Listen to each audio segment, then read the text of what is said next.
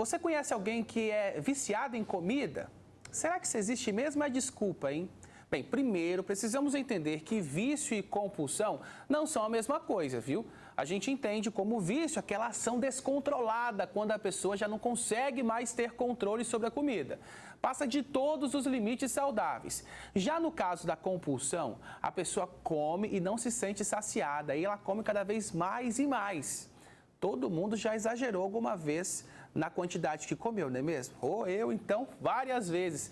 Buscar prazer na comida é normal, comum, mas quando você passa a sentir culpa pela quantidade que come, opa, tem alguma coisa errada, já acende o alerta. Esse é o nosso assunto aqui no estúdio. Eu recebo a Mariana Carmo, psicóloga, e a Evelyn Faria, que gosta de comer, Evelyn, eu adoro. Boa tarde para vocês, meninas. Boa tarde. Me conta como é a sua relação com a comida. Olha, a gente nunca quer falar da gente. A gente é mais fácil falar de você do que de mim. Só que olhando bem, eu exagero um pouco. É mesmo? Assim, pelo meu tamanho não dá pra negar, né, gente? Mas peraí, Não, gente. eu também aqui, é tudo com moderação. Às vezes eu exagero, mas também... Você exagera, assim, em momentos que você está estressada, em momentos que você está preocupada, ansiosa. Quais são os momentos que você come muito?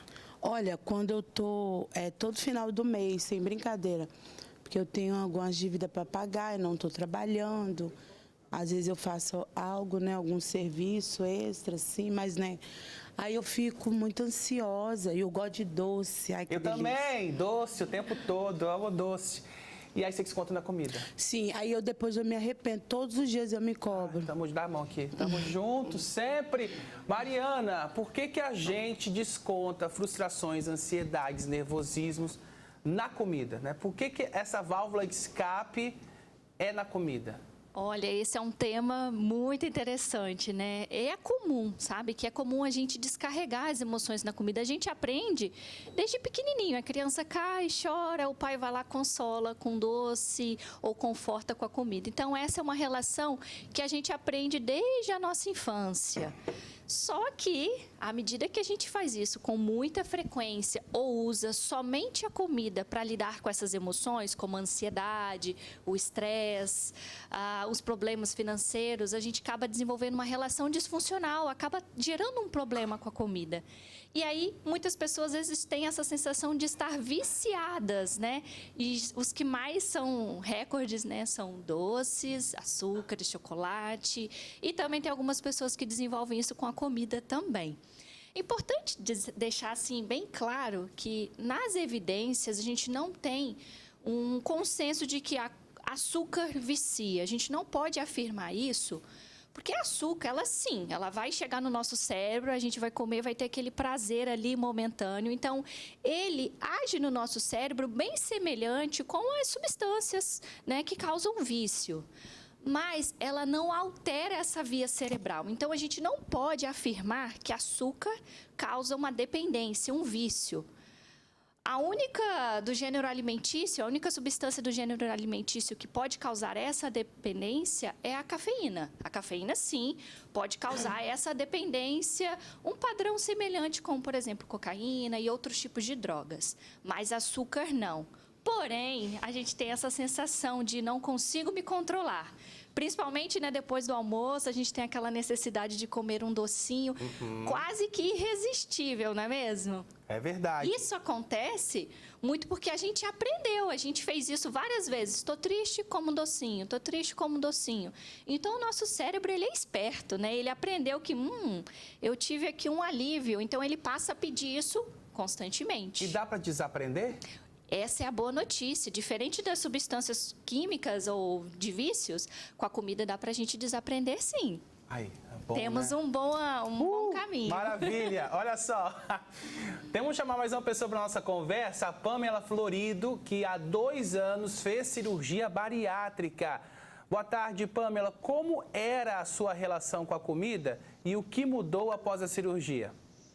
Boa tarde, tudo bem? Então, era o consolo, né? Eu usava muito a comida para consolo, quando eu estava triste, quando eu estava feliz, ansiedade. eu sempre fui de comer muito, né? Eu gostava da comida em si. E era aquela questão, se eu comia muito salgado, depois eu tinha que comer o doce. Aí ficava nesse vício. Perfeito. E olha, isso começou, né, essa sua válvula de escape pela comida, quando você era criança ou algo que você adquiriu já na vida adulta? Não, desde quando eu era criança. Desde quando eu era criança, tinha essa questão com a alimentação. Sempre foi a mesa muito cheia, né? Reunia a família e sempre aquela comilança, toda aquela questão. E eu sempre fui gordinha, eu sempre fui obesa. Então, sempre era normal, né? Entre aspas, os meus pais achavam normal, todo mundo achava normal eu comer demais. E conforme os traumas foram vindo, né, os problemas foram vindo, aí eu acabei tendo essa compulsão e na vida adulta ela veio se agravar. Perfeito. Eu te perguntei isso, Pamela, já volto a falar com você, porque comigo, gente, foi na minha infância também, né? Quando eu era criança, eu sofria muito bullying na escola e o momento de eu comer aquele docinho, aquele chocolate, era aquele momento que ninguém me julgava. Era aquele momento relaxante e aí eu acabei crescendo com essa coisa na cabeça do doce. E até hoje. Você, Evelyn, começou a ter essa válvula de escape como comida quando criança também? Aconteceu alguma coisa? Sim, não lembro muito, mas eu nunca fui magrinha. Sempre lutei contra a obesidade. E às vezes as pessoas nem te conhecem, não sabem, julgam pelo corpo. Eu não acredito que a gente é o que come, porque tem hora que eu entendeu? Tem hora sim que eu também como salada, fruta, não é o tempo todo, refrigerante. Não sou gorda por causa de refrigerante. Tem gente que já é cheinho porque toma muito refrigerante, mas eu não sou de tomar muito refrigerante, de vez em quando. Agora eu tô com uma maniazinha de comprar pizza para comer porque o João Paulo ama. Então assim, mas também não temos hábitos de ficar comprando lanches, essas coisas, mas eu faço, mas é mais em casa mesmo. Então, assim, e todo dia eu me cobro.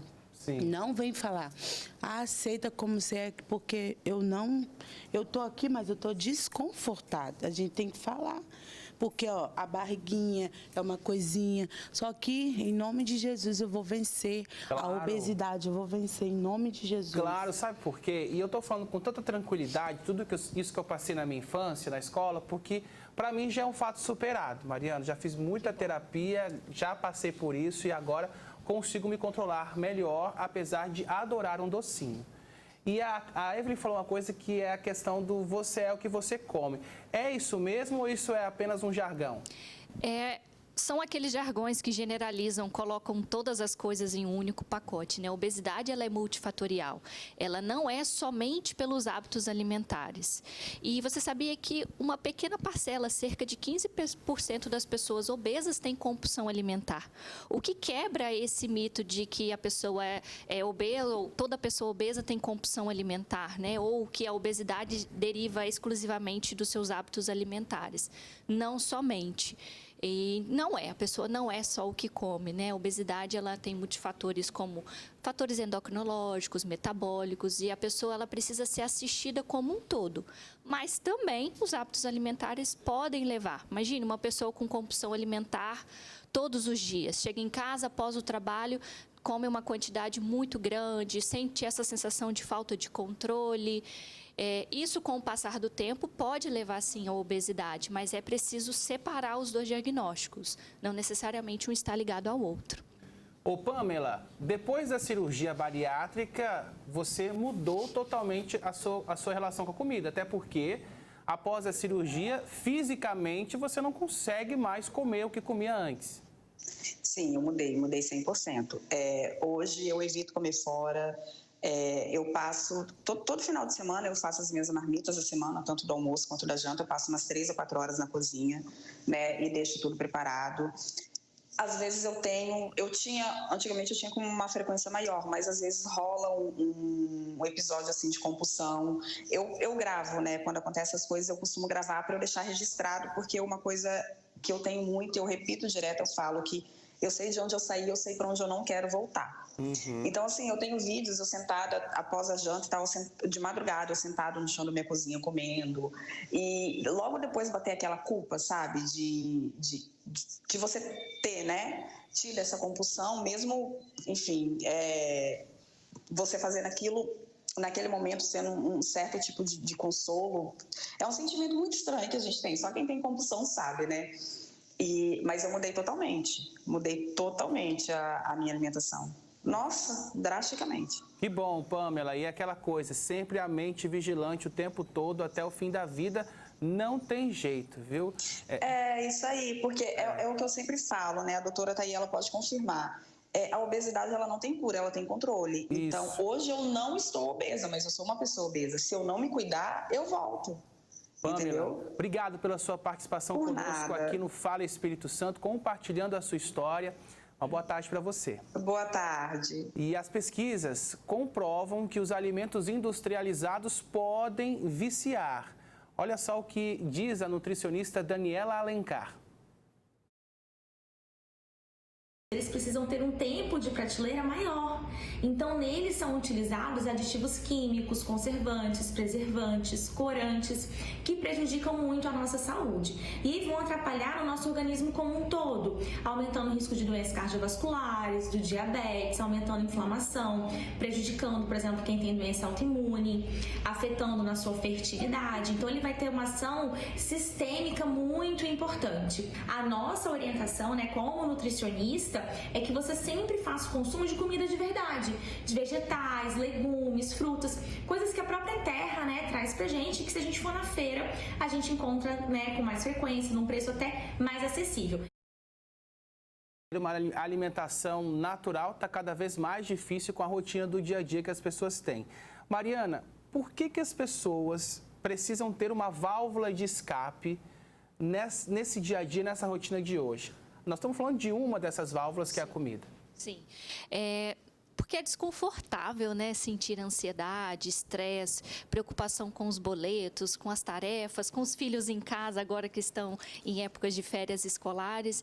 Então, é desconfortável. E nós não aprendemos com os nossos pais, com as pessoas que nos criaram, maneiras mais saudáveis de lidar com essas emoções. Então, a gente fica ali sentindo elas. Elas vão crescendo dentro de nós, vai ficando desconfortável. Então, surge em nós uma necessidade de canalizar isso para algum lado. E aí o cérebro, lembra que ele aprendeu? Toda vez que comia um chocolate era prazeroso, ele fez essa associação.